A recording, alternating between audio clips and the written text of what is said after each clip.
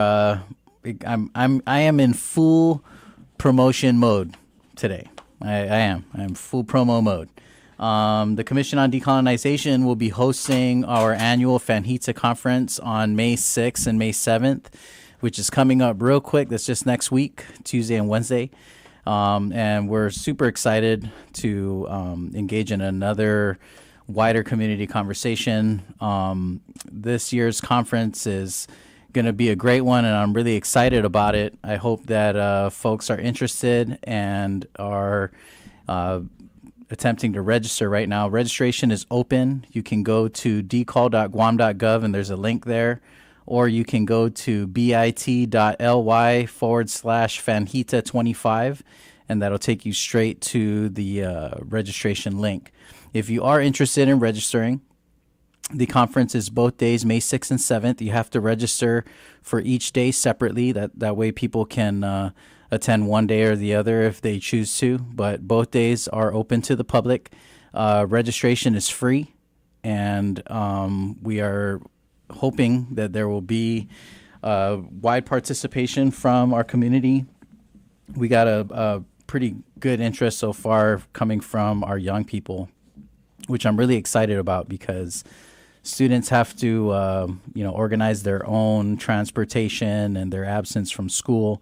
It is going to be during a school day, but there are a lot of young people that are interested, and we're grateful that they have the support of their teachers. There's been quite a few public school teachers from the Guam history curriculum, as well as government teachers who are interested in getting their kids involved. So thanks to all of the teachers out there who have supported the work that we do. Thanks to the students who are continuing to advocate at their level. I want to give a shout out to the Youth for Decolonization Club out of George Washington High School. Yeah, those are our homies. The Youth for Decolonization Club actually came up on our radar a couple years back. We have been working regularly with Miss Sophia Underwood, who's a teacher over at George Washington. She covers a lot of this content in her class, and so we would come in regularly to do outreach and to do presentations around Tamoto self-determination and Guam's political status. We work to get them connected with the status task forces to come in and do advocacy outreach with them. And they are regular participants at our conference. And so a few years back, they reached out to us because they had started their Youth for Decolonization Club, which is a student organization, a chartered club at the George Washington campus. And we're really excited because, these are young people kind of taking the initiative to say, this is something that's really important to us, something that we want to talk about and we want to advocate for. And so what they've been doing is they build their club and they run regular presentations. We've gone in there to do lunchtime presentations, which is really an exciting thing for me because, in high school, lunchtime is that's like the primary break time. That's your social time. So it's cool to see young people who are, willing to sacrifice their social time to learn more about political self-determination, to learn more about Guam's history around political status resolution and decolonization, and for them to get involved. And so it's neat. A lot of the young people there have their own preference in what they think Guam's political status should be, but they all agree that Guam's status needs to change. And so it's an awesome thing. This is the kind of thing that we want to see in our community where, everybody is very tuned in and educated about the issue. They know exactly how our current status impacts their lives in different levels and different aspects of our social realities. But they also have a preference, right? They have a preference on what status they think is the best suited for Guam. And, they can come together to advocate for political status resolution, no matter what their status preference is. And that's what we really want to see in the community. We want people to be resolved that Guam's current status as an unincorporated territory is inadequate, it is inequitable, and it'll never be a fair relationship. And that status needs to change. I think it's cool when young people, see a status that they like and they advocate for it. but they can still have a discussion with other students who have a different preference, and they find common ground in the inequities and inadequacies of this current status. So I think that's a beautiful thing, when that's the way that I imagine it happening for me. When, we have an act of Samoa self-determination and the people choose one particular status, whatever that status may be, whether it's the one that I prefer or not, I look forward to becoming like this hardcore advocate for whatever, the people have chosen.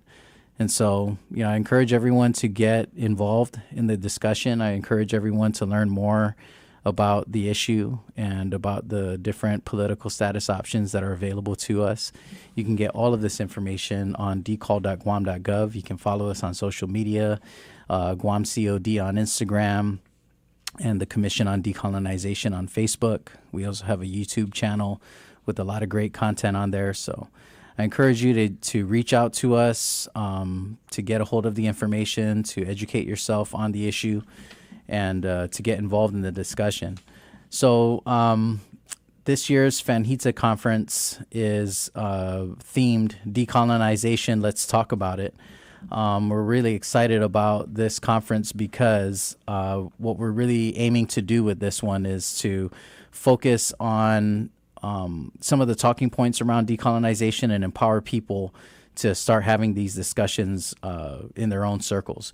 And so the way that we kind of envisioned the Fanhita discussion this year is to focus on some of the ways that Guam's self-determination and decolonization conversation has spanned decades, the way that it has evolved to encompass local, regional, and international elements of engagement, and to really focus on this idea that no matter how the movement has grown and changed, there's always been a place for all of us to be involved in Guam's decolonization movement. And that's one of the things that I think is really beautiful about Guam's movement. Yes, Guam is behind a lot of other nations that have decolonized. Yes, we are, we have been owed this right to self-determination for a long time. And it's definitely tough, that we're still unresolved at this point. But one of the things that I think is really encouraging about Guam's history around this issue is that Guam has always remained very focused and very unified around Guam's political status. Unlike a lot of other non-self-governing territories, our stance on decolonization and political status doesn't change when a different political party finds themselves in power. A lot of times, the decolonization conversation is tied to a political party, like a particular status is tied to a party. And so when, different parties come into power, that becomes the priority of the nation, which is different than Guam. Guam, regardless of who is in power in Adelup or who's in power at the legislature, whether it be Democrat or Republican, the self-determination and decolonization issue has always been a nonpartisan issue, or a bipartisan issue if you want to look at it that way. Both Democrats and Republicans believe that Guam should have a right to self-determine, that Guam should be self-governing. And so it's an awesome thing to see how, different political leaderships have eras of leadership have taken this very consistent stance. One of the most, I think, popular ones or memorable ones was the shift from a Republican administration under Governor Atta to a Democrat administration under Governor Gutierrez. During both administrations, we were aggressively pursuing Commonwealth for Guam. And both administrations took on a you could go even back to the Berdallo administration, Democrat, Republican, Democrat, the stance on decolonization was very clear.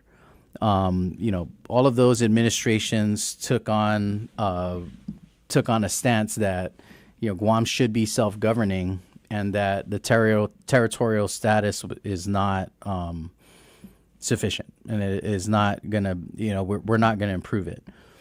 And so it's a really cool thing to see that Guam has maintained this very consistent stance, and that what Guam ultimately wants is a chance to exercise our right to self-determination. I want to just acknowledge there's a comment from Nananbina on Instagram, our Instagram live. We're live on Instagram. Hey, shout out to all of our listeners and viewers on the Instagram channel. Nananbina writes, shout out to Professor Suba for making her debate topic about political status. It gets her students thinking and even understanding what each political status entails for Guam. Word up. And props to Natasha Suba, Professor Suba over at the University of Guam. It's actually her birthday today, so happy birthday to Natasha Suba, Professor Suba, also known as the wife of Paulie Suba, who is a radio personality here on the Wave. But we are we know Natasha as a mover and shaker. Natasha Suba used to be an employee at the Commission on Decolonization before she got offered a better deal at the University of Guam. But yeah, Natasha was a program coordinator over at the Commission on Decolonization. Fantastic employee, a member of the, or actually I think she was the president of the Political Science Student Association. And so Natasha's always been a staunch advocate for Guam's decolonization. She was very involved with developing the self-determination study, which is Gihamotna. If you have not gotten a copy of Gihamotna, I highly recommend it. It's available on our website in digital format. There's also physical copies available at all of the public libraries, at the mayor's offices, or you can come down to the Commission on Decolonization to view one. But yeah, I remember I'm going to share a story since it's Natasha's birthday. So I had to go and beg. I had to go and beg Senator San Augustine. Thanks, Senator San Augustine, if you're out there. I had to go and beg Senator San Augustine for money because when I first got hired in 2019, it was just myself and Josh Uggan. Rest in peace, Josh. We were a two-man team for the Commission on Decolonization. And we really needed an additional employee so that we could get rolling on creating content and starting our outreach program. So we were able to hire Natasha, which was awesome because Senator San Augustine, was definitely intent and committed on supporting our work. And so he, found the funding to hire an additional position. We were able to hire Natasha. And right after we hired Natasha, COVID hit. And so we immediately went into lockdown. And COVID lockdown, like I'm sure it was for many of you, was a really challenging time because we were all on a teleworking assignment. Even when we started coming back to our offices, we had to practice social distancing. We had to run everything on a skeleton crew. So that's how we would do it with Natasha and Josh, and Nolan Flores was our intern at the time. We would just do a switch. So I was the only one who worked every day, and then we switched off. So Natasha would come in on some days, and we would split because we had two different office spaces or two different rooms. But at the time, that was the one thing that we could do. There was no outreach available, right? You couldn't do outreach. You couldn't go out and do events or anything like that. No human contact. And so we really invested our time in vetting the study. So the study was being submitted to us in draft form. And Natasha and I spent days and weeks just kind of poring over this study and, vetting all of the information, making sure that the information was correct, that it was cited properly, and that the information was complete. And it was a really challenging time, I think, because the study is I want to say the study's 600 pages long. And so we're just like scouring through this thing with a fine tooth comb, just critiquing, and we're reading the same sections, trying to compare notes.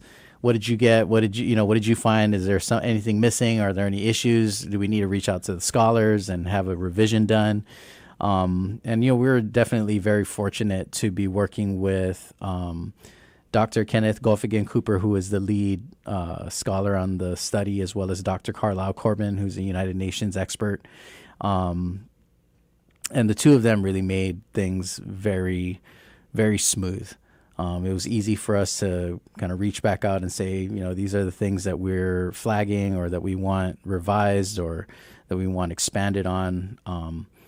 But I don't know where we would be today if we didn't have Professor Suba on the case with us and doing this work ahead of the release. Ironically, Nolan Flores and Harmony Palaganes, who also ended up working with the Commission on Decolonization, they were both part of the research team that was contracted to do work on the study. And so we've been very fortunate, to have people who have come through and done work at the Commission on Decolonization that have a lot of, great institutional historical knowledge of the issue because of their education at University of Guam and their public school education. Really great to have employees that are very aware and have a lot of good experience to help drive the work that we do. Thanks to Nanambinas for the comment, and happy birthday to Natasha Suba over at the University of Guam. I hope you got Natasha something nice, Paulie. I hope you worked it out. And you two kids, make sure you get mom something nice. We got a good conference lined up this year. We had some really great ones when Professor Suba was working with the commission.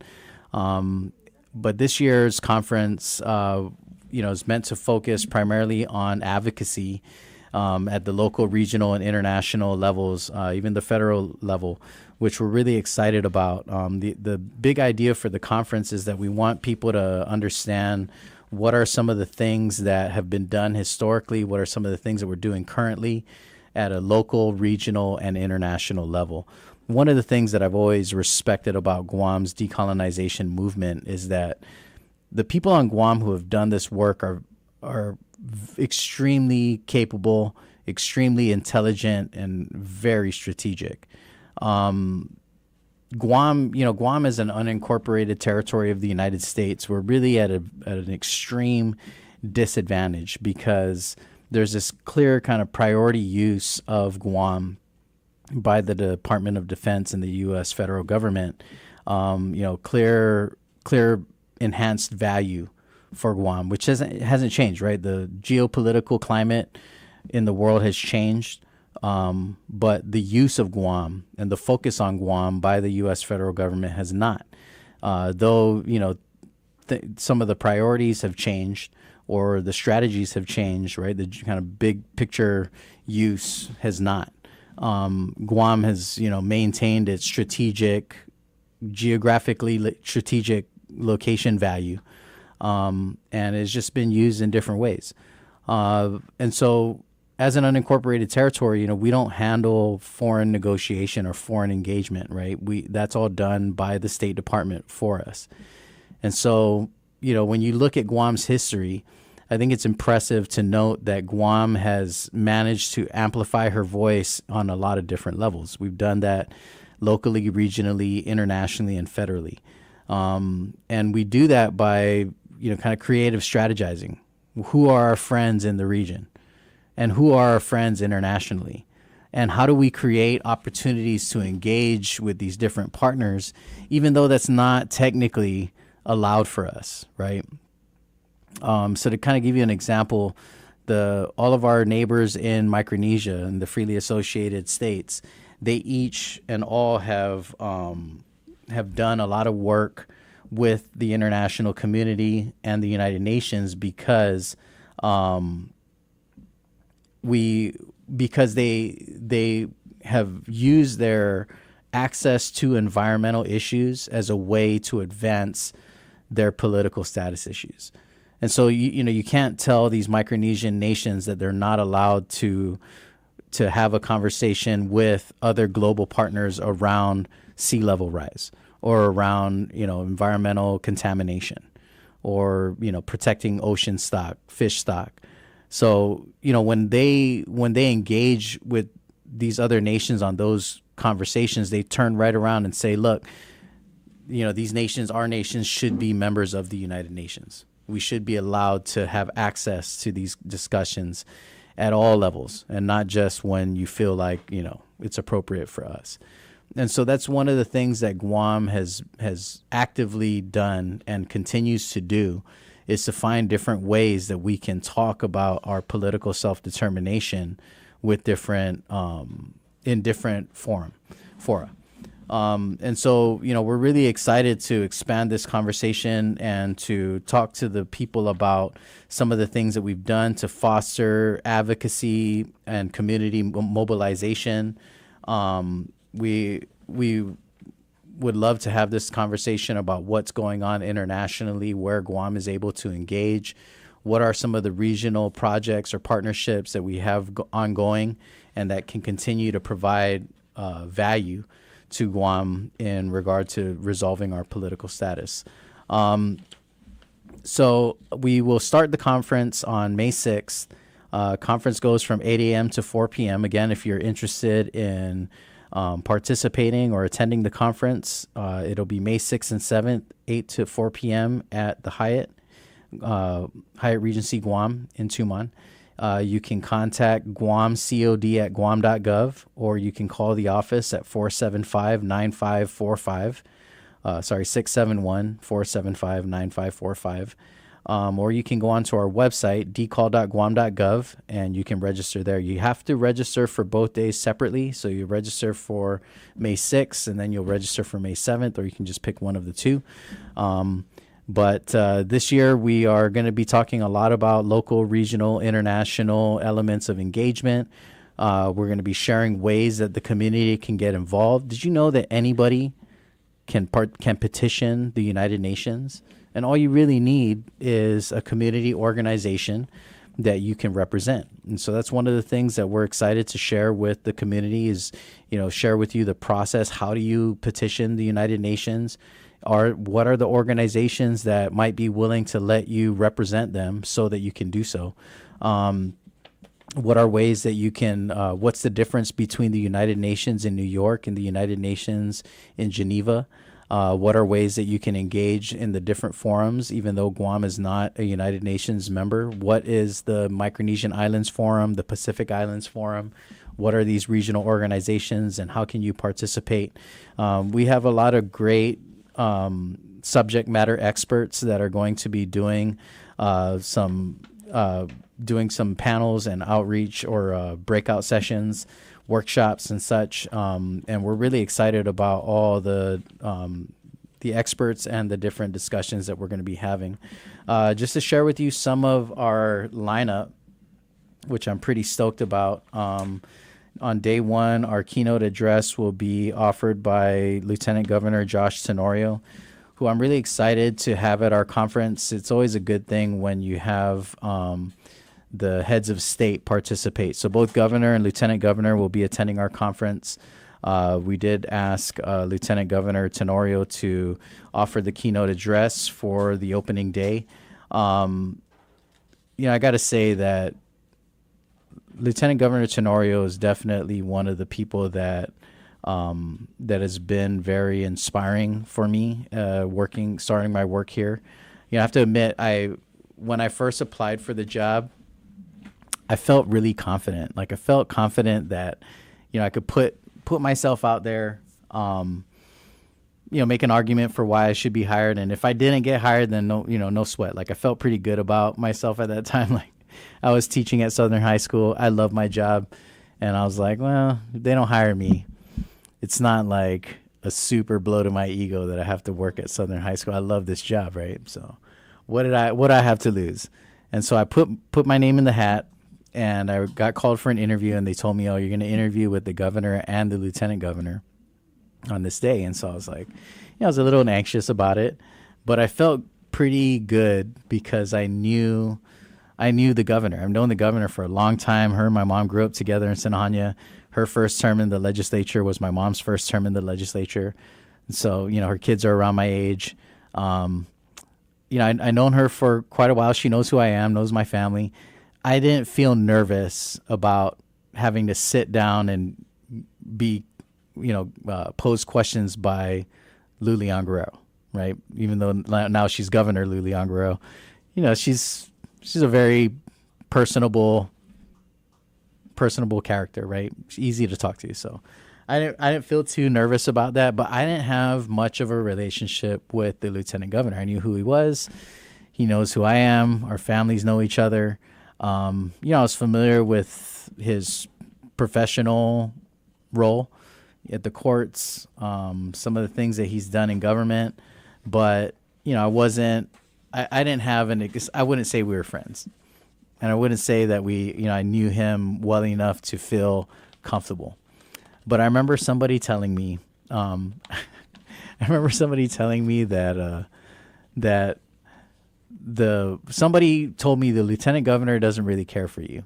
He thinks that you're full of yourself, which, it's not. I wasn't that surprised. It's not like this is the first time I've heard this.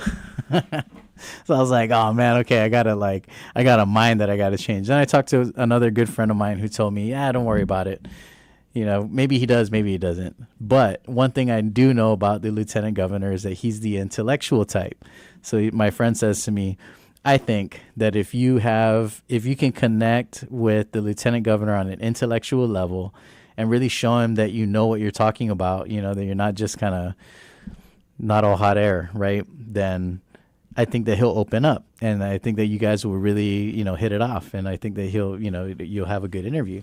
And so I remember telling myself, okay, I'm going to do this, right? I'm going to really be focused and assertive and deliberate about, showing that I understand this issue very well, that I think very deeply about this issue, and that, I'm the guy, right? I'm the guy for the job. And so I go in and I have this, we start the interview. The interview is going pretty good.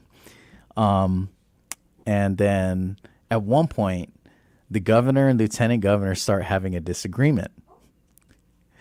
I think it's okay to talk about this now. And it's not like a heated disagreement, right? They just had a difference in perspective. They were talking about the generational gap, right? And governor was making the point that the older generation, there are a lot of people who are really, really very passionate about this issue and very vocal about it.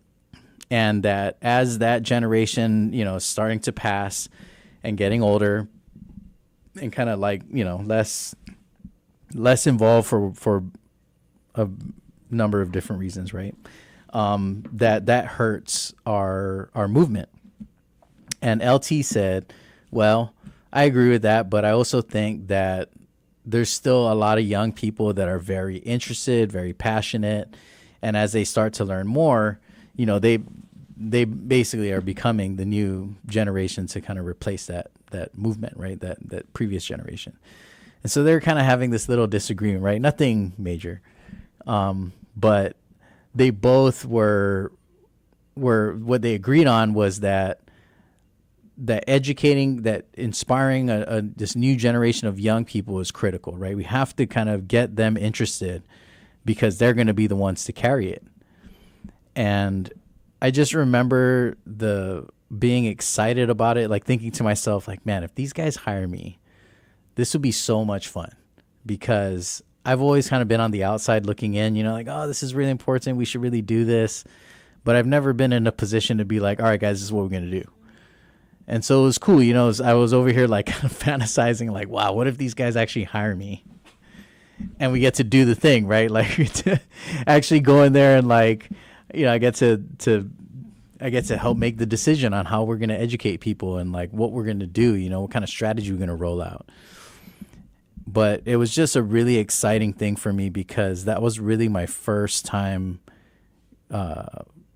getting to hear the lieutenant governor speak very candidly about the issue. And I knew right, like in the first 30 seconds, I knew that this guy's for real. You know, when I heard them talk about it, and it's so cool to kind of see the difference, right? Because they're from different generations, right? Gov is older than Lieutenant Governor, and you know, so they have different experiences. Even like some of the people that Lieutenant Governor recognizes as people who help mentor him, those are a lot of them are like the peers of the governor. You know, people who worked, you know, in the same kind of generation as service as the governor. And so it's a cool thing, you know, to kind of see the way that they're both passionate, but how they each got there differently, right? And like Gov has been very vocal about her support of a native inhabitant vote, right? The right of the Tomoto people to self-determine. And she's been very adamant about it, you know, even kind of to her detriment, right? Some people have been very critical of the governor for that stance. And it's cool, you know, because the LT is similar in that way, but LT is also over here trying to think of other ways to do the job, you know, other important elements of it. And one of the things that I'm really excited about and happy that he's going to be participating in the conference is that he's the kind of the brainchild of this idea that we've been working on for basically an external engagement office, right? Trying to build out a framework of how to prepare Guam for an inevitable negotiation of status, right? That no matter what status we choose, we will have to negotiate that status. And so you know, it's cool to see his application of it. And I'm curious to you know, see what his engagement with conference participants looks like. You know, he always comes to our conference, which is always kind of a fun thing for me. Like I personally feel validated, you know, like LT shows up and he's like, no, I'm going to spend the whole day here. I'm like, sweet. And then, like, you know, Popping is not happy with me. Popping Cepeda is the one that manages the LT's calendar. And I love you, Popping. Thank you for always putting up with me. But I know I stress out Popping when it comes conference time because he's got like 17 other things he's got to do in this one day. And he's like, Popping, clear my calendar. Clear my calendar. I'm going to stay here for like 5 hours. And I'm sure she's like, what? You said you were going to just go there for a couple hours and then go and do these like 17 other things. And now you're bailing on me. Thanks a lot, Melvin. And that's like my fault, you know, but it's awesome. It's awesome because we don't always, you know, we're not like public health, right? Public health is like, hey, we got this public health emergency. This affects everybody and everybody's like locked in, you know, like, yeah, public health, where would we be without public health? And rightfully so, okay? I'm not saying that we should be like public health level. But similarly, all of the things that we deal with, our entire wheelhouse has application across the board.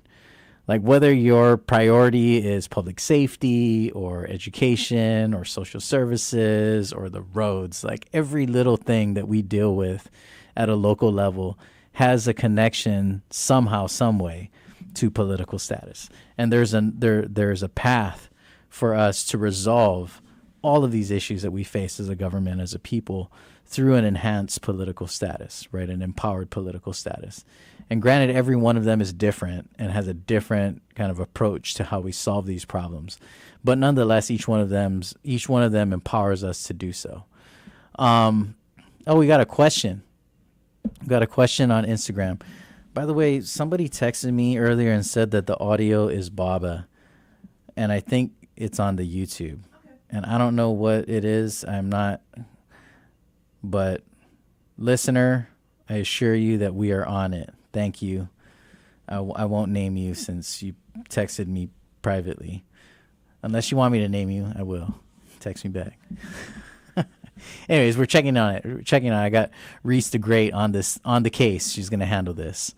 But there is a question or a comment on the Instagram Live on our Guam COD channel on the Instagram from Nihi Tafanihi. Awesome name. Yeah. That's clever. I like it. Nihi Tafanihi asks, has your music slash artistry changed or impacted or influenced the way you choose to approach these topics now, especially as an educator and a radio host? Great question. Great question. Thank you for the question. I gotta say that I tried. I definitely tried my best to like keep my professional kind of persona separate from my like artist persona. Cam calls Mel the Angry Native my alter ego. Calls it my alter ego, and she always laughs at me because I refer to this one, this like Melvin, Wonpat, Borja. This is Clark Kent. Yeah, this is my. See, I got the glasses now and everything. This is the boring version of me. I'm way more exciting when I'm a rapper. But yeah, I tried my best to kind of keep it separate, which I realized was a futile effort. In the end, it was just like, what? This is never gonna happen. If I was gonna do it, I needed to like give myself some like obscure rap name, like I don't know, MC Disinfecting Wipes. But instead, I just use my actual name, Mel the Angry Native. That's the only thing that's different, right? Like first name Mel, middle name the, last name Angry Native. It doesn't really like. Ni Tiffany, he says that it's Kalanchad Superman. Yeah, I mean that's kind of what I'm going for. It's my kryptonite. My kryptonite is a non-self-governing status. It is. It's all of our kryptonite. Yeah, because we could be like superhuman. Guam, I still believe, is amazing and has like unlimited, untapped, unrecognized potential. But we definitely got us some like political status kryptonite, non-self-governing kryptonite. It's whack. But yeah, I definitely feel like I tried to keep these things separate.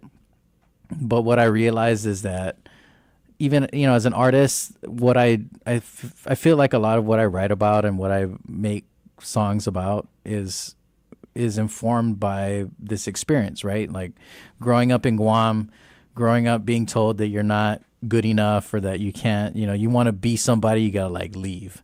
You got to go to the States. Go States. Go States, bro. You want to be somebody? Go States. Which I never really subscribed to. I didn't get down with that. And I don't even get down with mainland. If you're out there and you're listening to this, if you call the States the mainland, that means that Guam is like the subland or like the not so mainland or like the outlying land, which I don't get down with. I don't like that. I don't subscribe to that. So I don't say mainland. I stopped. I removed it from my vocabulary. No, we're not doing that. But yeah, I feel like a lot of what I write is informed by this experience. And so, even a lot of the music on the music side of it, yeah, as an artist, I take liberties with, technique. I like exaggerate and tell stories and whatever, right? And that's just part of what you're doing as a storyteller, as an entertainer. You're trying to captivate an audience, but I'm also trying to be deliberate about messaging, right? I'm trying to be deliberate about who we are and what our experience is as a people. And so undeniably, the music that I make, I feel like it all works in the same kind of vein. It all has the same end goal. And so yeah, in the beginning, I tried to separate the two. I realized pretty quickly that I can't. And so instead of doing that, I feel like I've just tried to be deliberate about it and just say, look, yeah, this is just who I am. Like I probably rap this way because I have this experience and I do this work. I do this work this way because I'm also an entertainer and a performer. And so, yeah, I definitely feel like I have applied these these perspectives and experiences in that way. I definitely feel like being an artist and an educator has changed the way that I do this work, because I often think about, I don't just think about, how sharp is the information? How correct is it? Or how impactful is it, right? I also think about, like, does this get somebody's attention? How do we inspire people or make people want to view it, which I gotta admit is kind of maddening. There's times when I'm like, oh man, this is great content. Like, we have this great post, right, with information that we know is going to be good, but it's just not sexy enough. You know what I mean? Like, compared to all the other headlines of the day, like, this is not going to stand out. And so we have to figure out a way, like, how do we package this thing and make it attractive so that people will click it and read it, which is tough. Absolutely. And it's maddening to have to think about those things when all I want to think about is just, information. Is this information good? Is it helpful? Does it give people what they need or what they're asking for? So it's definitely a tough one, but it's okay. We're working on it. But yeah, to answer the question from Nihi Tafanihi, absolutely. It all has an effect. I think that it all influences. To each their own. It's kind of like this vicious cycle. But thanks for the question, and thanks for tuning in. There's a comment. Thanks to Elwin Salas for confirming the YouTube sounds good, and they said that Guam is the mainland. Yeah, word up. Guam is the mainland. I like that. Thanks, Reese, for hooking up the YouTube sound. I appreciate it. So yeah, we have a fun conference coming up. I'm really looking forward to it, and I hope you are too. If you are interested in participating at the conference this year, the Fanhita conference, it's happening May 6th and 7th at the Hyatt Regency Guam, 8 a.m. to 4, and you can register for the conference. It's open now. Registration is on our website at dcall.guam.gov, or you can call the office if you need assistance, 475-9545. The crew is like conference everything right now. I ditched the crew to get here on time because they had to handle the walkthrough at the Hyatt with the team down there. Thanks to Jazzy for helping us out, being very very accommodating. It's been a cool experience down at the Hyatt, and we're looking forward to doing some 2 days of great conversation. I wanted to share a little bit of what we got going at the conference, but I know we're about 7 minutes out from the top of the hour, so I think I'm going to just do like a real quick overview, and then I'll get in the weeds and we can kind of unpack what we're going to be discussing panel by panel in the next hour. Okay. Sorry, you're good. I was just bringing up the comments in case, thanks. once they come up. But that's just from our YouTube. All right. So YouTube is back in effect. Thanks, Elwin. And to my anonymous tip caller, texter, who let me know that the YouTube stream audio was down. You need to check your phone, whoever that anonymous is, because me and Elwin said it's been good. Oh, man. You hear that, anonymizer? Check it, bro. Check your own stuff. There's a little button on the side that is volume up. You got to press that one, the top one. You know what helps me? Sometimes my internet, and this is across the island, okay? I'm not saying, but sometimes my internet like messes up. So I have to bring down the resolution. So if you're on that like 1080 resolution, you're watching YouTube, I bring it down to 720. And if it doesn't work at 720, I hope for the best at like 320 okay, I get it. Yeah, that makes sense. You got to turn down your resolution because it's a smaller file that way. Totally. Yeah, I hear that. It's rough. The internet on Guam is just rough, period. It's hard, And this is one of the things, but I'm totally going to go into the weeds here. But, Guam, for the longest time, Guam has been kind of scouted as this, this major information hub, right? Like even people who are completely ignorant to the technology and completely unaware of, I guess, the history of this. I feel like everybody, when you mention fiber optics, nobody's confused on Guam. Oh yeah, boy, fiber optics. Yeah, they got those here underwater. And like everybody knows that like there's fiber optic cables, right? And it's just crazy how like this has become so kind of commonplace, but everybody's internet still sucks. Like, come on, man. Come on. But I remember at one point, like even Google was out here scouting because they were trying to create this like information hub, basically like a data transfer hub, to be able to pass information, digital information through this infrastructure to allow communication worldwide. And Guam was meant to be one of like the major, I guess, routing points. I feel like this is one of those things that just only reinforces the idea that Guam has this amazing potential. There is a number of different opportunities for Guam to prosper from. Information and technology, I think, is just one of them. Digital technology is supposed to kind of bridge the gap, right, between physical miles, between nations, right? We're supposed to be able to communicate at faster speeds instantly. When does Guam benefit from that? How does Guam benefit from that? How does Guam increase the benefit by controlling that? If Guam is a major hub for not just shipping and air traffic, but also digital traffic, what does that mean for Guam? What kind of potential does Guam's economy capture if we can control that?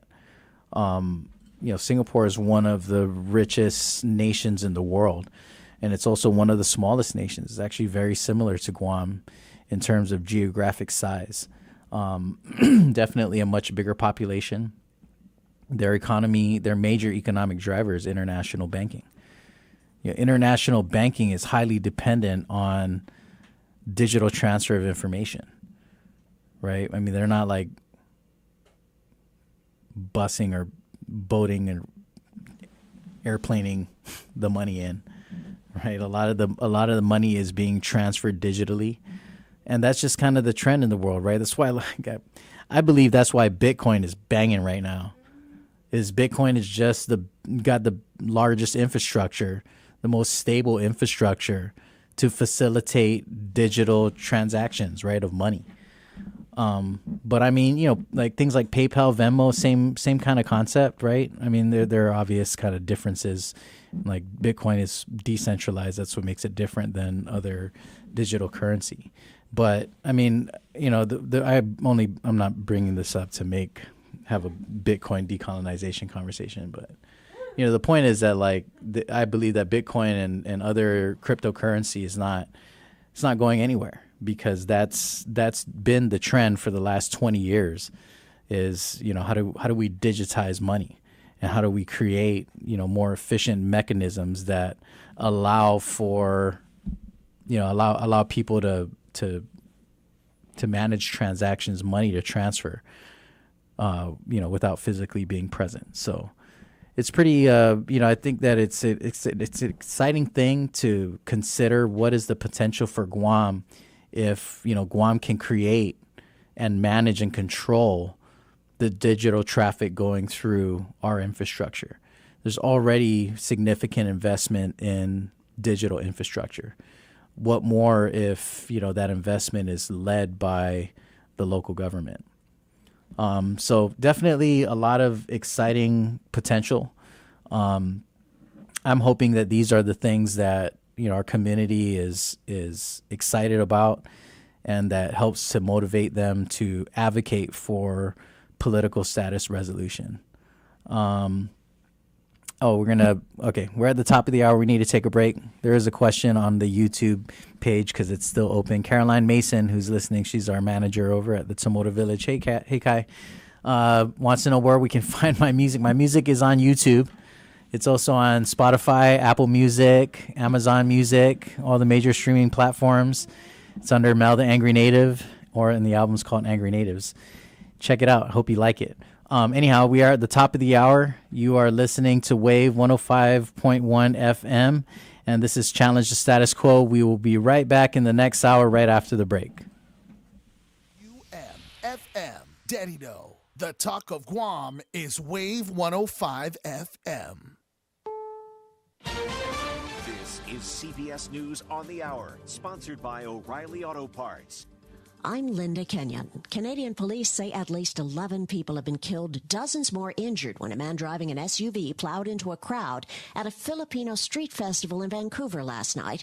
This man saw it happen. He just pushed the gas all the way through the whole block, crashing into everyone in his way. Steve Ray with the Vancouver police says authorities have ruled out terrorism. The person we have in custody does have a significant history of interactions with police and healthcare professionals related to mental health. While Canada's Prime Minister Mark Carney offered a little more information about the suspect. An investigation is ongoing to determine how and why this horrific attack occurred. Authorities have confirmed that one person is in custody, and it is believed that they acted alone. The Prime Minister speaking on this final day before tomorrow's Canadian election. Coming up on the first 100 days of the Trump administration, and a new CBS News YouGov poll shows the president's job approval rating dropping. Gary Cohn, a top economic advisor during Trump's first term, tells CBS's Face the Nation that tariffs play a major role. So you started to see some of the major consumer-facing brands say, look, our first quarter was pretty good, but we're starting to see signs the second quarter is not going to be as good as we hoped. The poll shows 45% favor President Trump, 55% disapprove. More than 300 officers from multiple agencies conducted a raid on an illegal nightclub in Colorado Springs overnight. More than 100 people were arrested, including many suspected of being in the U.S. illegally. Jonathan Pullen is with the Rocky Mountain DEA. This is an underground illegal nightclub, okay? And what was happening inside was significant drug trafficking, prostitution, crimes of violence. We seized a number of guns in there. House Minority Leader Hakeem Jeffries and New Jersey Senator Cory Booker are holding a live stream conversation on the steps of the U.S. Capitol. Senator Booker spoke about the Trump administration cuts to Medicaid. A lot of the hospitals in the most remote areas in our rural counties already operate at a serious deficit, that they will face closures. Both lawmakers say they will stay on the steps for as long as they feel they are called to do so. In San Antonio today, Archbishop Gustavo Garcia Siller led a mass where he spoke about the next pope. We will need a pope that will address the realities of these next few years. We will need a pope. This is CBS News. Think O'Reilly Auto Parts for all your car care needs. Get the parts and service you need fast from the professional parts people at O'Reilly Auto Parts. This is the story of the one who, as a maintenance specialist for a historic high-rise, knows that vintage charm historically needs constant attention. Which is why when it's time to upgrade turn-of-the-century mechanicals, they turn to Grainger. With easy access to 1 million-plus products and the scale to deliver when and where you need them. The right tools and supplies are never far away. So the one can keep that vintage building running like new. Call, click Grainger.com, or just stop by. Grainger, for the ones who get it done. This message comes from Viking, committed to exploring the world in comfort. Journey through the heart of Europe on an elegant Viking longship with thoughtful service, destination-focused dining, and cultural enrichment on board and on shore. With small ships that bring travelers closer to the destination, there's more time to explore. And every Viking voyage is all-inclusive, with no children and no casinos. Discover more at Viking.com. A big honor for a big movie maker. Here's CBS's Matt Piper. Francis Ford Coppola receives the American Film Institute's Lifetime Achievement Award. Steven Spielberg and George Lucas were among those who presented it to him in Los Angeles. The greatest reward as a practitioner of cinema is when a young person who's made a film comes to you and said that he saw your film and that's what made him want to make films. And that has happened to me a few times, and that is the most wonderful award you can get if you're a filmmaker. Actor Robert De Niro told Coppola that he changed his life. Matt Piper, CBS News. A big weekend for the Warner Brothers horror film Sinners. It earned $45 million in ticket sales from theaters in the U.S. and Canada. That's down a minuscule 6% from its Easter holiday launch, the smallest drop since Avatar in 2009. The 20th anniversary re-release of Revenge of the Sith came in second. Linda Kenyon, CBS News. I'm Larry Magid with the Connect Safely report. We hear a lot about the dangers of social media for teens, but we don't hear all that much about the benefits. Dr. Hina Talib, a pediatrician and board-certified adolescent specialist, says that some of her patients talk about the positive aspects of social media. Young people share with me and with others all of these positive use cases that they have with social media to be creative, to connect with people, to find identity, to find people who look like them that they might not have role models around them, to feel safe sometimes. And I want them to be able to get information and contacts and chat lines and things like that for safety if they're looking for information about sensitive health information. You'll find the full interview with Dr. Hina Talib at connectsafely.org/radio.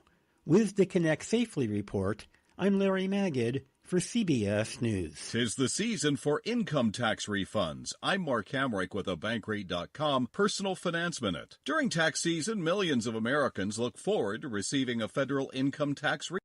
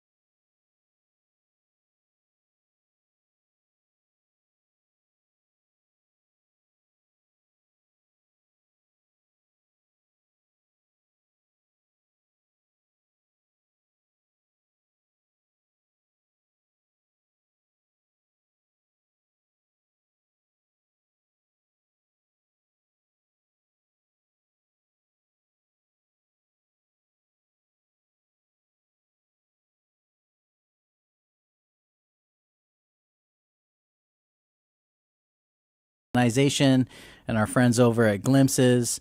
We're back with another episode of community, our Chamorro self-determination and decolonization conversations with our community.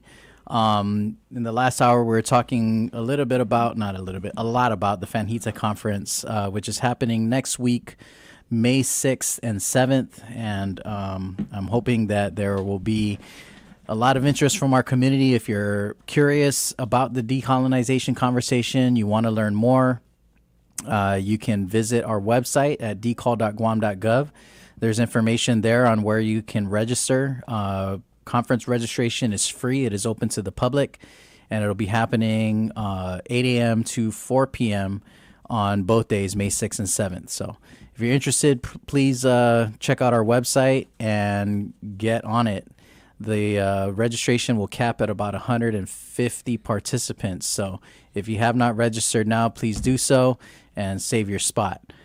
We got Joe Malik, who's on the air. Want to share a comment or join in on the conversation? If you are interested, the number is 671-922-1051 or 1052. You can also catch us on the Wave YouTube and on the Guam COD Instagram Live. Sorry, we do not have the caller audio on the Instagram Live, but I will try my best to summarize. Okay, let's get to the phone call. Hafide Joe Malik, you're on the air with us. I got two choices. One is to be Guam to be the county of Hawaii, and the second one is to be the Commonwealth. My reason is this: I served in the U.S. military and a survivor of World War II. If you go to the TV, 116, I believe, or 117, and listen to all those old ladies and old men that survived the World War II.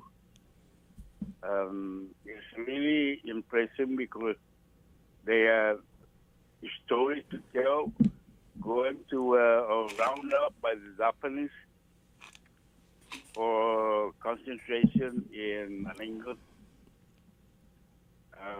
It bothers me because I'm also a survivor of the World War II. And another story that my grandfather was upset by the Japanese soldiers down to Mauricio. That school is still there. He was beheaded by the Japanese. And me and my parents were hiding at Ladigo area, the jungle. And because I was just few months old, and according to my mom, my dad never told me about any story of World War II. But my mom, when she was pregnant of me, she goes every time the U.S. plane passed by, he goes in and hides on the Adan tree, or I believe Gaugus tree or something. And they only eat paha and coconut. A few years later, maybe 3 years, 4 years later, a Marine came back to Guam by the name of J.C. Metcalf to look for my dad because when they're doing the patrol, I got to Inaran. They found my two parents inside the jungle, so they asked my dad to help them out to look for the Japanese. And my dad, being experienced on the bigfoot tree, lemai, and when that thing falls down on the dry leaves, it makes a noise. So they gave him the carbine to lead the patrol. And my father saw that there's a noise on the lemai tree. So when he looked up, he saw the Japanese picking up breadfruit and lemai. So my dad shot one, and then another one, and another branch. He shot another one. And the Marine, J.C. Metcalf, came back to look for my dad. And according to because I remember J.C. Metcalf telling me about the story. I was about maybe 14 years old at that time. Then he came back and looking for my dad. And according to him, he said that my dad saved the patrol. I think it was 6 or 7 of them. And the reason why he came back and what happened was he looked for my dad and he went into naval station. I believe he's retired. He survived the Iwo Jima. And he came back and he went into naval station, and every week he comes home with a bag of rice, spare ribs, no foods, and even liver bean for my dad. There's so many things. I guess he stayed at the naval station for a while, and then every weekend he goes in shopping at naval station, and he gave us some of those. That's the reason why, because I served in the U.S. Army, and the suffering all of us that went through the war, it's not like delays activities, and it's a hard life that we have to go through. And my suggestion or my request that I wanted is either we become a county of Hawaii or Commonwealth. We cannot just abandon our concern because we suffer a lot. I know that the Moors suffer a lot. Other people come to Guam and they want to be a U.S. citizen and look what's happening over the States. All kinds of nationalities and other people, countries, they risk their life to get arrested in the U.S. because they wanna make a free to get to freedom, and there's a lot of things that you can consider why I choose the county and also the Commonwealth. Independent, it's too late to go backwards on this. We made a lot of us, the Samoans, and I'm speaking about Samoans only. A lot of us, we for so many years, even the Spanish time and American war, from that point, the Magellan time and up to now, the Uncle Sam is still providing us, and I don't see any reason why we have to change our status. Well, thank you for your comment, Joe. I appreciate it. For our Instagram viewers out there, I just need to try to summarize as best as possible. That was Joe Malik.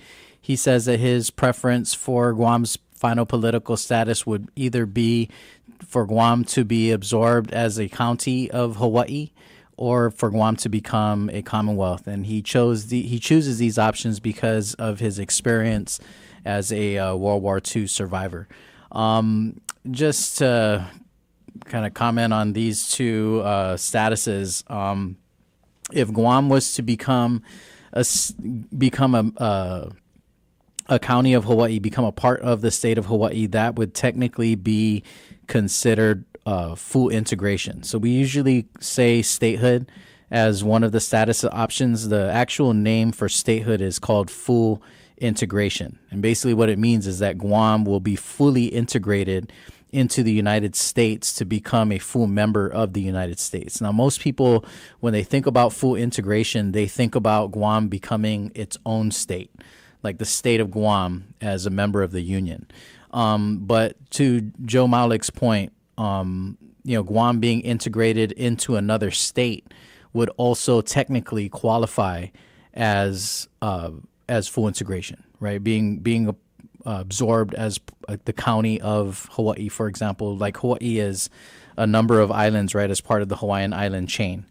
And so they have the city and county of Maui, the city and county of Oahu, the city and county of Kauai, and each one is kind of like its own, it's a county within the state. And so technically Guam could negotiate to become one of the counties under the state of Hawaii. But again, that would take a significant amount of negotiation. So first, what would have to happen is that Guam would have to choose statehood or choose full integration in an act of self-determination. And then what we would do is once we've chosen that, then we would turn around to the federal government, to Congress, and say, okay, look, the people of Guam want to be fully integrated. What are our options? and of course, there would be some people would say, yeah, we want to be fully integrated and become our own state, and there will be others who would say we want to be fully integrated, but we want to become a part of another existing state. Either way, we would have to negotiate that end, right? We'd have to part of it. I think it's already a complicated negotiation to integrate Guam into the United States, but I think it would be significantly more complex to negotiate to be integrated into a particular state, because then what that means is that we're negotiating with Congress to let us in, right, to be a member of the union. But on the other side, if we're integrating into another state, then we'd also have to negotiate with the state government, because states are sovereign within their borders, right? So the state of Hawaii would have to, their state government would be able to say, yeah, we want to do this, or no, we don't. And of course, we'd have to, kind of figure out, okay, how will Hawaii state revenues fund the county of Guam, the county government for Guam? How would it be funded? So everything, all of that would have to be funneled through the state, which would, definitely be a complex proposition. There's a lot of moving parts to consider. In regards to Commonwealth, I would say that Commonwealth is not an option for our self-determination, and the reason why it's not is because Commonwealth does not meet the criteria of a full measure of self-government. You can't be fully governing if you are a Commonwealth. So the CNMI, for example, is recognized as one of the non-self-governing territories because it's not fully self-governing, even though it has a Commonwealth status, which is significantly better than Guam's status. But same with Puerto Rico, right? Puerto Rico is also under a Commonwealth agreement, but is not fully self-governing, which is why they still are recognized as a non-self-governing territory.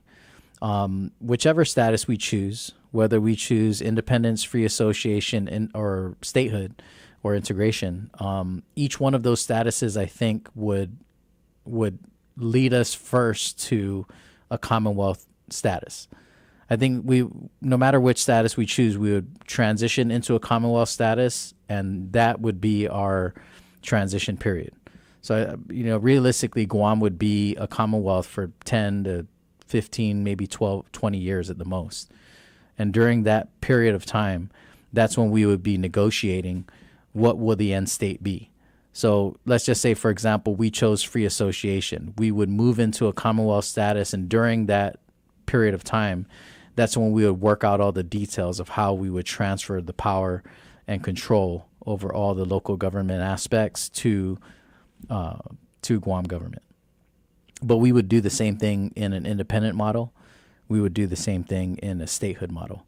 We would have to have some kind of interim status that leads us into the permanent status. So, a lot of people ask that question, what about Commonwealth? Because Commonwealth was the last thing that was officially on the ballot. We actually voted for Commonwealth overwhelmingly by majority, chose Commonwealth. But the Commonwealth Draft Act that Guam submitted to Congress was rejected and denied by Congress.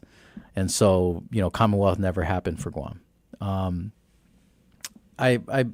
reason why I say that Commonwealth was excluded in our law because we recognize that Commonwealth would never be a fully self-governing status. It's always kind of a step below.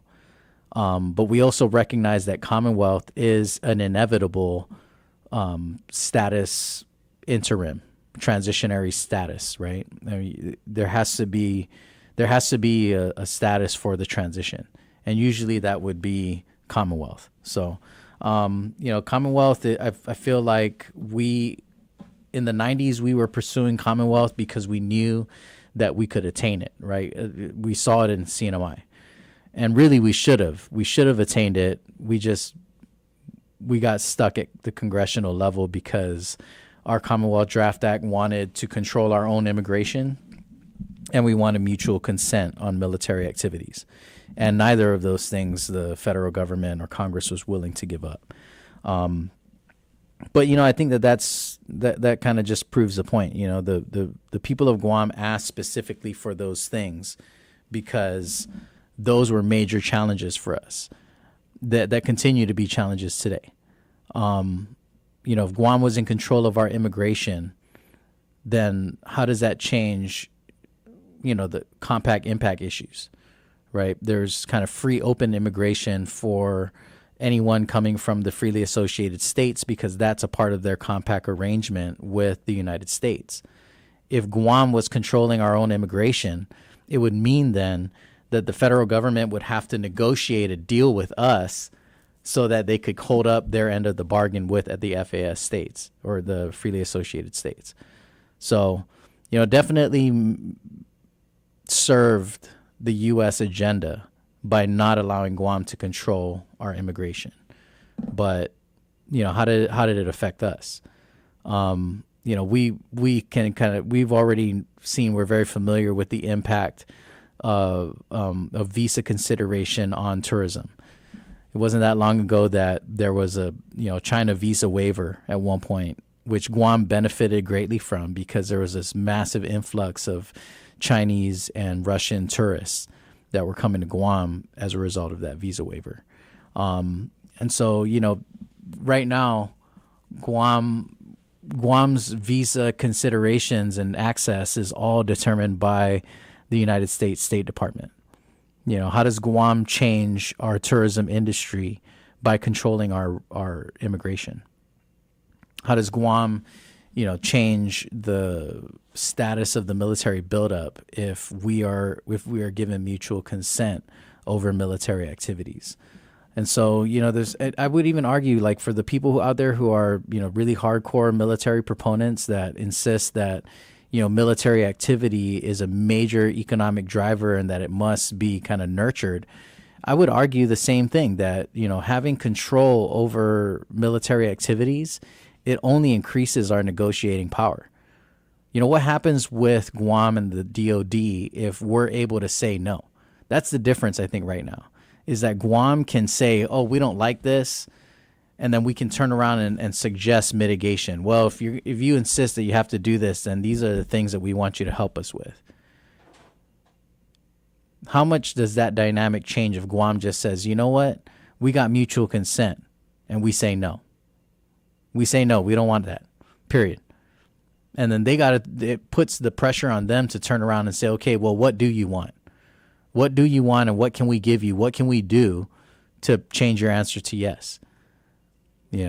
It's a totally different thing if they're not, instead of what we got now. What we got now is like, well, we're not asking you to say yes. We're just telling you this is what we're going to do. And then now you have this opportunity. You can ask us something, and maybe we'll do it, or maybe we won't. But if we can create a choke point, we can say, no, look, this is a hard stop. We're just not doing this, period.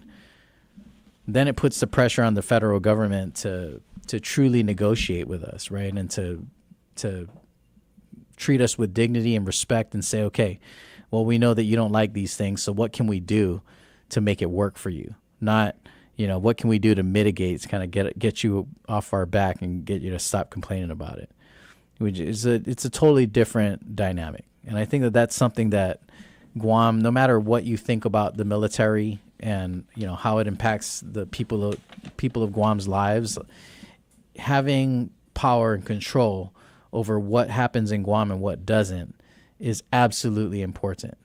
And we can benefit from that in a very profound way.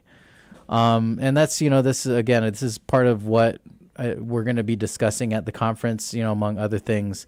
There are so many ways that Guam can strengthen its position, ways that Guam can increase our negotiating impact if, we're able to empower ourselves.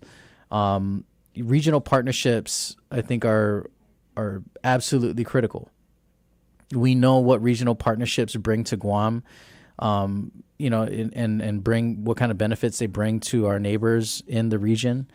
But regional partnerships can also have an impact on military negotiations. Even though most of what the freely associated states are negotiating or have negotiated is already determined in their compacts, the whole landscape change if each one of us is empowered to say, okay, this is what we will do and this is what we won't do? And how does it change if we're able to collaborate with each other and say, okay, hey, look, this is what they're saying, what they want to do in this island. How can we hold the line collectively and say, this is what we want for our region? These are the things that we don't want in our region, which is a really different thing than what we do now. I got Sam on the line who wants to ask a question. Hafaday, Sam, you're on the air with us. Hi, good morning, sir. I just have a question on free association as a possible political status. Yes. Can you please just explain that for me? I'm a citizen of the Federated States of Micronesia, and I know we're considered an independent nation, but our free association with the U.S. is a treaty that comes after we gain our independence. Right. But how would that play out for Guam as a political status? Thank you for the question. So basically what it is that for the nations in Micronesia that are freely associated, they were first trust territories, right, which were under the administration of the United States. The United States recognized their right to choose their political status. And then what they did was that they chose to become independent, but then turned around and executed a compact of free association with the United States. And so, and as you know, every nation's compact with the U.S. is different. RMI has a different deal than Palau, than the FSM. So what Guam would do is if Guam was to choose free association, we would go down a very similar path where we would come up with a compact of free association, just like the FSM has, just like RMI has, just like Palau has, right? And we would basically come up with an agreement with the United States, and then we would sign that agreement, and it would be like a treaty. It would be very, very similar to what the freely associated states have, but it would be built for us, right? Just like how in this most recently, the freely associated nations all renewed their compacts, right? They were good for 20 years, and then they signed another compact agreement for another 20 years. The compact agreements that they signed most recently are very different than what they signed in the first 20-year agreement.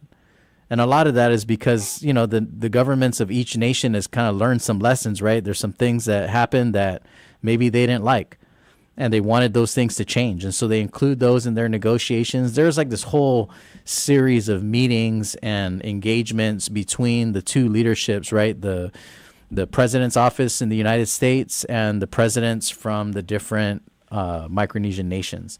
And during these meetings, they were negotiating what they wanted, right? The Micronesian leaders were saying, the leaders from, say, example, Marshall Islands, they were saying, okay, these are the things that we want to see.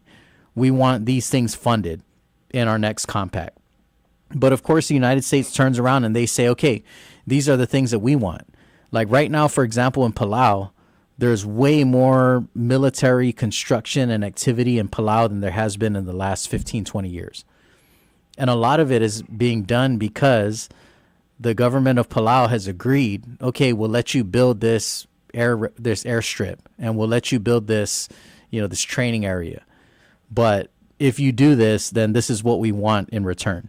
And so they had to come up with a deal and make a negotiation, which is exactly what the government of Guam would do.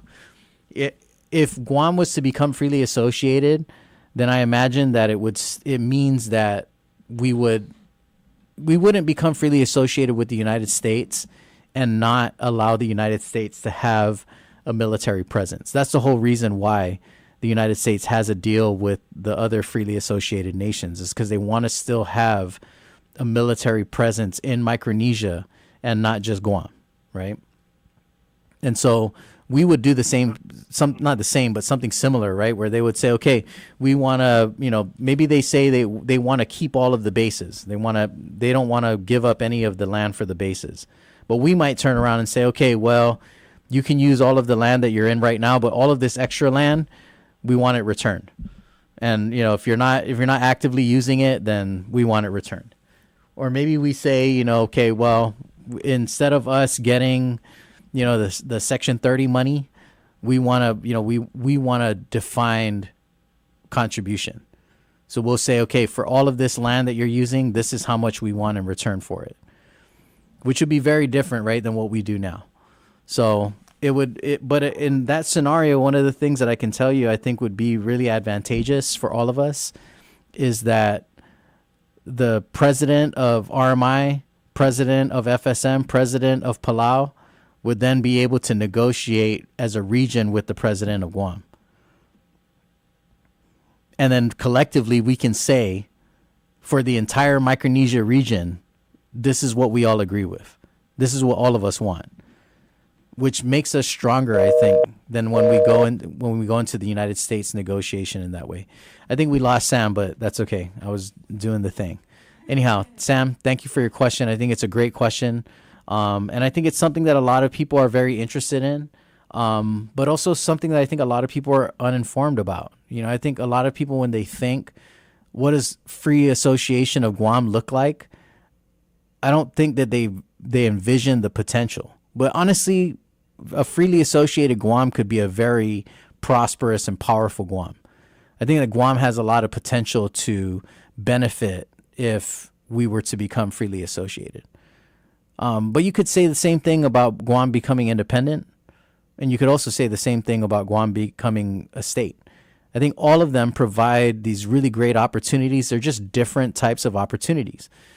And that's, it's kind of the reality of any kind of conversation around political status is, where do you want your opportunity to be? And what are you willing to invest in? What are you willing to risk, take a risk on or take a risk for? Changing status is risky for everybody, and no matter what status we change. But so too is keeping your status. Keeping the status is also risky. We have very little control over what we do.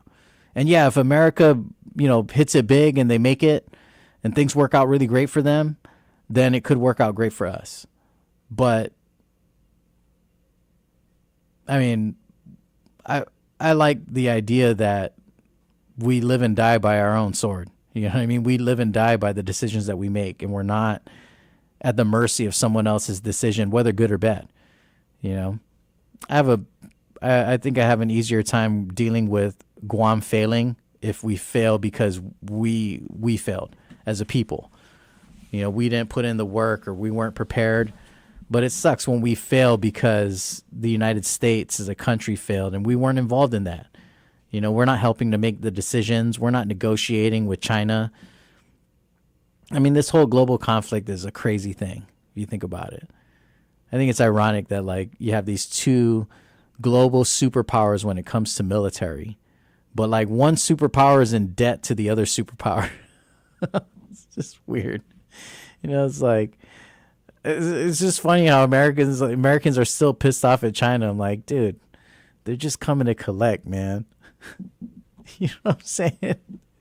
They just coming to collect. They're like, yo, you owe us, and we intend to collect.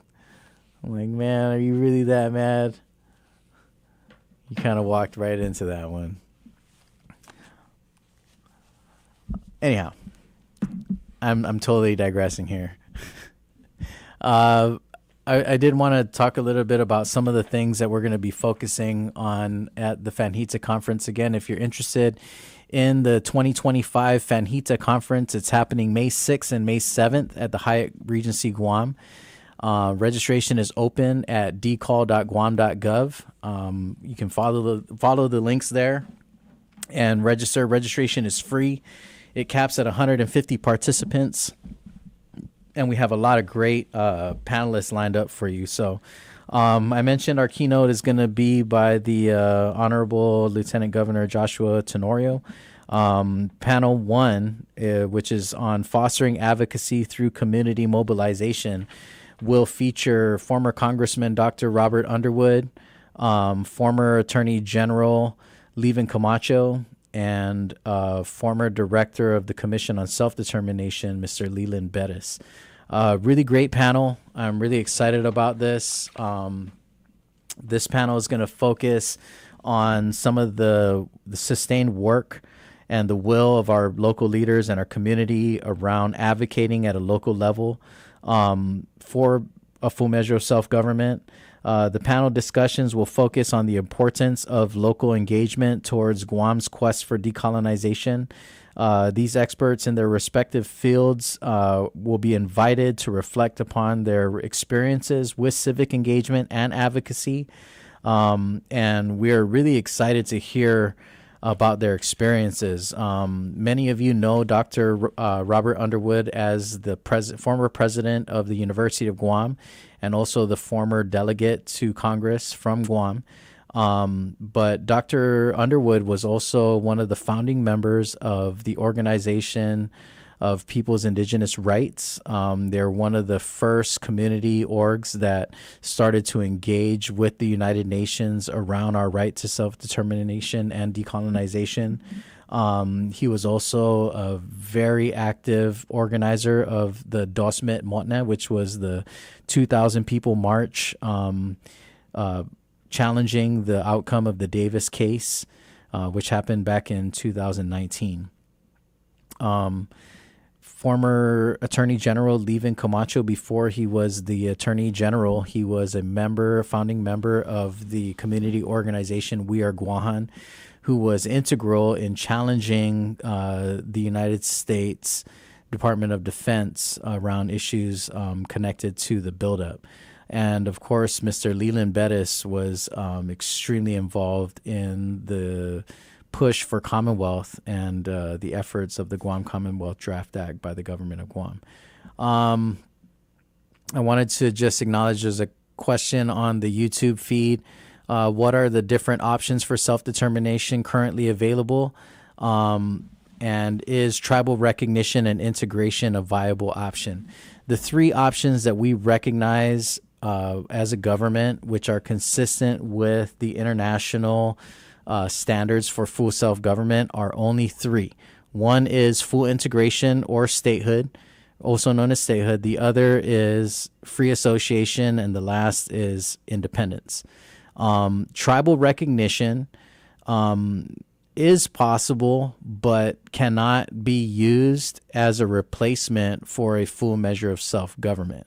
The reason being is that the difference is that if Guam was recognized as a tribe, right, the Tomoto people were recognized as a tribe, then it would be a federal recognition. That means that the federal government recognizes Guam or the Tomoto people as a tribe.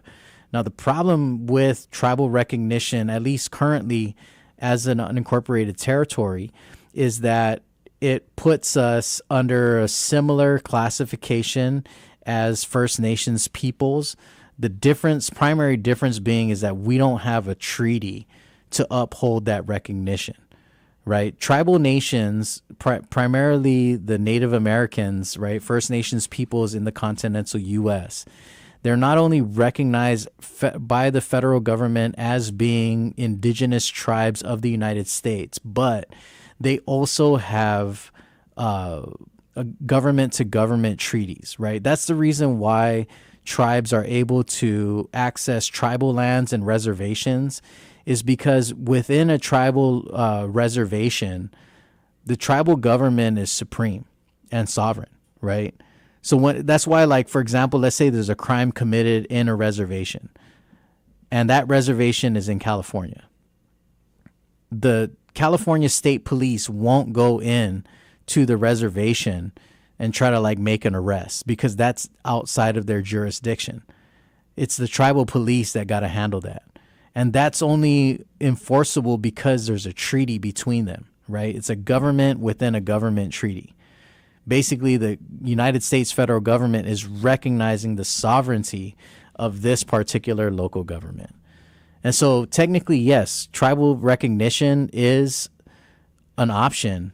It's just not, and it is a viable option. It is not an option that resolves the problem entirely, right? And obviously there's benefits, right? Guam becoming a tribe, there would be clear benefits, but there would also be clear challenges, right? Guam as a tribe would be significantly smaller than, say, the Navajos or even the Native Hawaiians, right? And so there's, things that would change, that would be great for Guam, but they would ultimately be limited. Integration would be statehood. So yes, integration into the United States, that would basically be statehood. And yes, the other question is asking about reservations. Wouldn't the whole island of Guam be the reservation? Couldn't we have a tribal government and recognition automatically incorporate into the United States? It is possible, but because of the way that Guam has evolved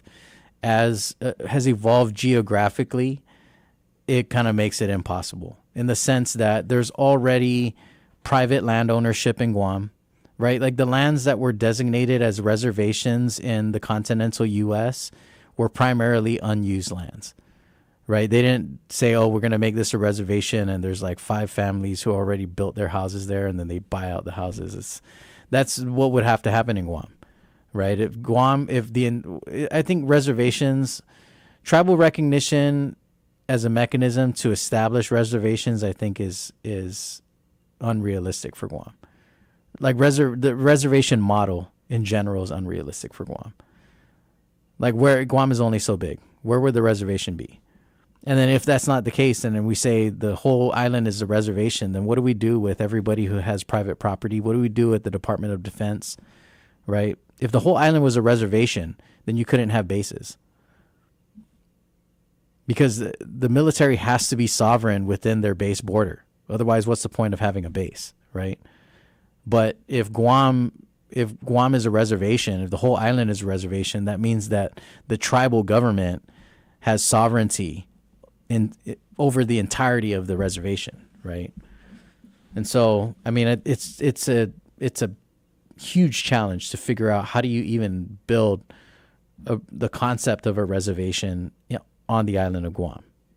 Whether in whole or in part, there's so many issues to kind of work through.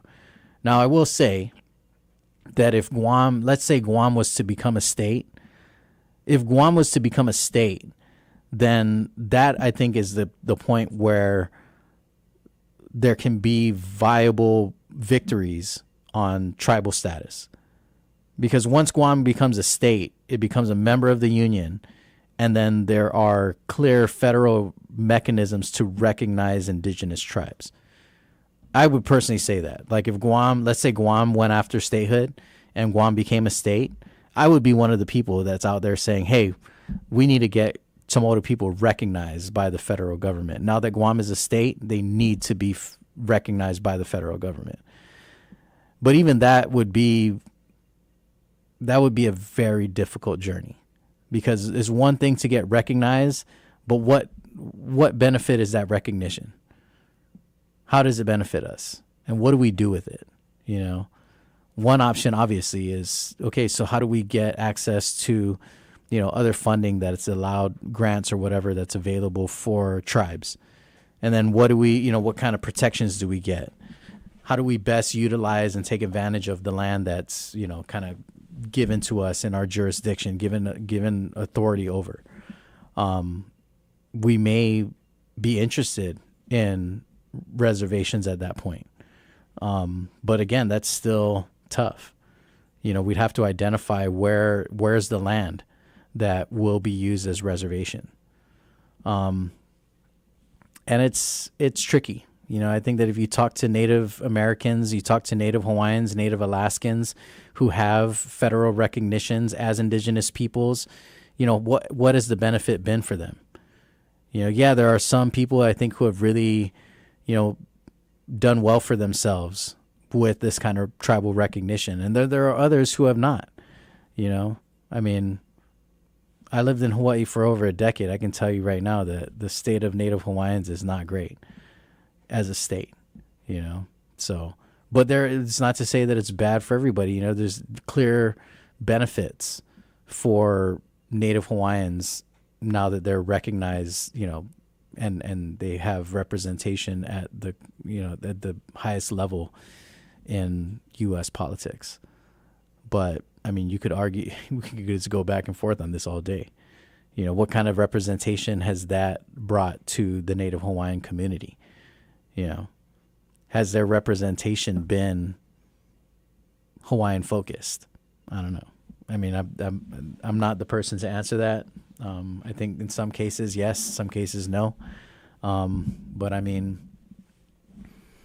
I think the history of Hawaii's representation at a federal level is pretty clear. You go onto Wikipedia and look up all of their representatives in Congress and the Senate at the gubernatorial level. How many of them have been Native Hawaiian? How many of them have pushed, pro-Native Hawaiian policy and political stance? Anyway, I could go on and on about that one for sure. But moving on, I wanted to, before we're running out of time here, which is soon, I did want to share some of the other stuff that we got planned for the conference.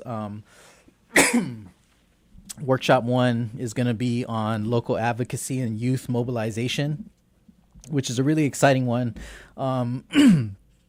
We got a commitment from Victoria Lola Leon Guerrero. Lola Leon Guerrero has been a community advocate for a long time. She has done work with the Independence for Guam Task Force.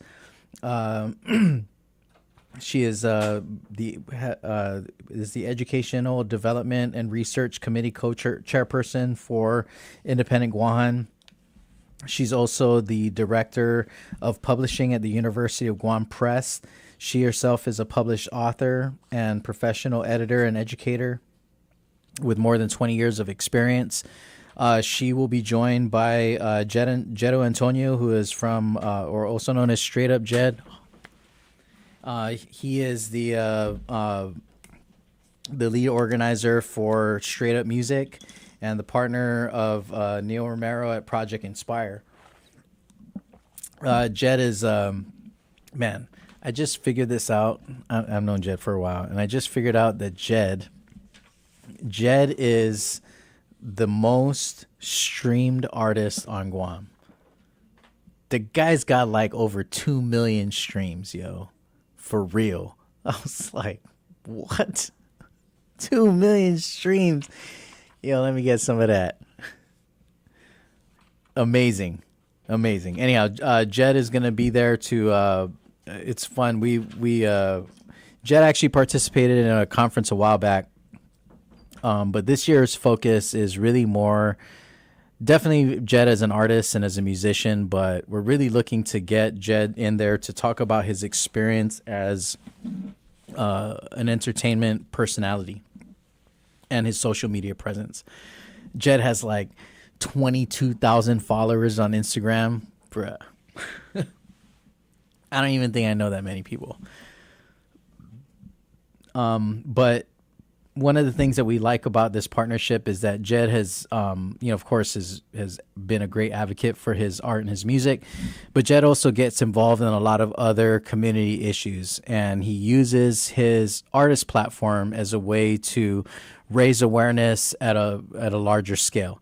And so that's one of the things that will be discussed at this Workshop 1 panel is how have these two utilize their respective mediums to grow an audience and to target an audience with deliberate messaging.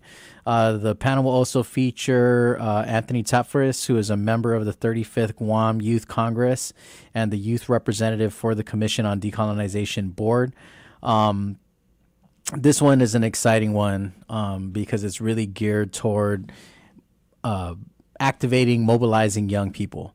We've already got a pretty healthy registration roster from some of our high school and college level students. We're really looking forward to kind of empowering these young people to start advocating using their own platforms. COD uses a lot of social media because we're a small operation. We don't have the luxury of having a super cushy budget that we can just hire like a marketing professional to roll on.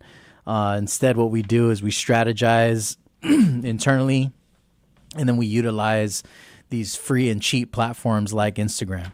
But these platforms are super viable and can have a great impact when they're organized deliberately. Not too long ago, several years back, there was a civil uprising in Egypt that utilized Twitter to mobilize like 1 million people on a civil disobedience demonstration. It was this crazy story. I mean, I remember watching the media coverage on this, and I was just amazed at how, people in the community, primarily young people, took to Twitter and started farming out these very, very clearly deliberate messages. And then they used those platforms to turn around and mobilize people, get people to organize, get people connected with each other. They use it to disseminate information, so much so that, was questioned. The government was questioning, how do we control this? How do we censor it? Which has always been a hot topic of debate, right? How do you censor social media? I mean, that's all the rage in the United States right now with this, proposed ban on TikTok. TikTok is, Chinese-run company. The United States government, Chinese government are at odds now, and they don't want TikTok in the United States. Lo and behold, TikTok is hella popular in the United States. And so people are pissed. People are like, no, you can't take away my civil liberty. Like, well, do your civil liberty on an American-based company like Elon Musk's X. Do it on X instead of on TikTok. But, access to these platforms is powerful because it puts the user as the center narrator, which is, if you think about it, it's very much like, decentralized media, right? Media that kind of puts the user in the driver's seat. And so, user-driven content is unpredictable. And when you give everybody access to it, what happens? And obviously, these big platforms are heavily influenced still by big businesses. And that's why now you start seeing all of these advertisements and kind of tuned messaging, right, based on the audience. I get this all the time. This is why I suck at social media. I hate social media. I have such a hard time. It's like, what is this? I don't even know these people, man. What am I looking at here? And it's just, random ads or random posts that fit my data demographic. You have a 40-something male from this place. Let's use these targeted ads, right? This guy most likely is interested in X, Y, and Z. And so let's show these things. But nonetheless, right, like we're still able to drive our own content. And so, how does Guam's decolonization conversation change if there are a lot more people driving this conversation on social media? How does it evolve when we take it to a higher level, wider platform, bigger audience? And I think it's really what I'm really interested in is that, a lot of what these guys all started on was not necessarily straight social media. It started with these fundamentals of messaging, fundamentals of branding and promotion. We got another great panel on civic engagement and local leadership that's going to feature Nolan Flores, Michaela Blas, and former AG Levin Camacho. We got a panel on social issues and connections to decolonization featuring Natasha Suba, Hope Cristobal, Dr. Vivian Damas, Dr. Laura Souter. A lot of great stuff. And before we end, I want to just, on day 2, I'm really excited about this particular panel, which is focused on lessons learned from territories past and present, featuring Larry Rigotel, who was part of the negotiating team for UN membership with the FSM, Wilma Colazo, who is an attorney from Puerto Rico, Benito Wheatley, who is the special envoy of the Premier of the British Virgin Islands, BVI is the last non-self-governing territory to have hosted a United Nations visiting mission, which was just recently. And last but not least, Leonesia Tecla da Silva, who is from Timor-Leste. Timor-Leste was the last non-self-governing territory to decolonize and change its status. So I'm really excited about this set of panelists. They will be participating virtually, and we are excited to bring them in. So anyhow, we are at the top of the hour, and we need to take a break and end the show. I want to thank all of you for tuning in. Thanks for our callers. Thanks for calling in, and all of our viewers on YouTube and Instagram Live. We will be in full conference mode next week, so you won't hear from us, but I hope that you will take the opportunity to register for the conference. It's free, happening May 6th and 7th, and you can register at decall.guam.gov. I hope you guys enjoyed the show, and we hope to see you at the conference next week. Thanks for tuning in. This is Wave 105.1 FM, and this has been Challenge the Status Quo. Have a great day, everyone. KGUM FM, Daddy Do, the talk of Guam.